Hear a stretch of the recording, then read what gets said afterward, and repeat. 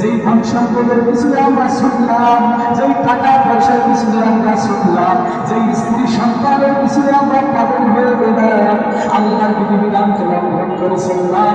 আপনি খেয়াল করে দেখেন 50,000 বছরের দিনটা যেতে হবে, ওই তুলনায় আপনি দুনিয়ার জমিনে 1 সেকেন্ড সময় পাই না। আপনি কিয়ামতের কাছে হিসাব করবেন, কিয়ামতের ময়দানটা 50,000 বছর লম্বা হবে। আপনি সেখানে হিসাব করার পরে আপনি একটু হিসাব করার পরে আপনি দুনিয়ায় কত বছর হায়াত পেয়েছেন, কয় সেকেন্ড হায়াত পেয়েছেন, কত মিনিট হায়াত পেয়েছেন, আপনি সে অনুযায়ী এই পৃথিবীতে আমল করে কবর চলে যান। ওখানের তুলনায় আপনি 1 সেকেন্ড হায়াত পান নাই। কি ভাই কথা ঠিক না নাকি? 1 সেকেন্ড হায়াত আমরা পাই নাই।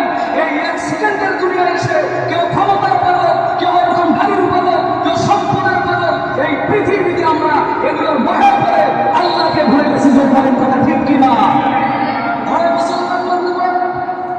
কিয়ামতের ময়দানে আল্লাহ রাব্বুল আলামিন যেদিন আপনাকে আমাকে ডাক দিবেন, সর্বপ্রথম আপনার আমার কাছ থেকে যে হিসাবটা গ্রহণ করবেন, আল্লাহ রাব্বুল আলামিন কিয়ামতের ময়দানে আপনার আমার কাছে নামাজের ব্যাপারে হিসাব নেবেন। আল্লাহ নবীজি বলেন, আউয়ালু মা ইউহাসাবু বিহি আল-আবদু ইয়াওমাল কিয়ামাতিস সালাত।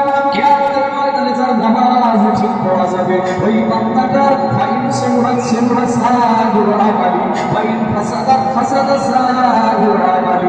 এই বান্দার নামাজ কিয়ামতের ময়দানে ঠিক পড়া যাবে।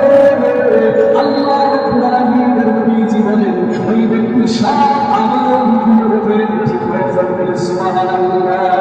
আল্লাহ নামাজ নাই, নামাজ ঠিক মতো পড়া যাবে না, নামাজের হিসাব ঠিক মতো পড়া যাবে না। আল্লাহ নবীজি বলেন, ওই ব্যক্তি যদি দুনিয়ার জমিনে পীর সাহেব হয়, সে যদি মুফতি সাহেব হয়, সে যদি মুহাদ্দিস সাহেব হয়, এরপরে নামাজ যদি ঠিক না যায়, পীর সাহেব কি কোনো কাজে আসবে না, মুফতি সাহেব কোনো কাজে আসবে না, মুহাদ্দিস সাহেব কোনো কাজে আসবে না। পৃথিবী যে নেতৃত্ব কর্তৃত্ব দিল, তার যদি নামাজ না থাকে, মুসলমান পৃথিবীর নেতৃত্ব কর্তৃত্ব দিয়ে কোনো কাজ হবে না। যেই সংসারের পিছনে আমরা ছুটলাম, এই সংসারের পিছনে ছুটে আমার জীবনটা শেষ করে দিলাম।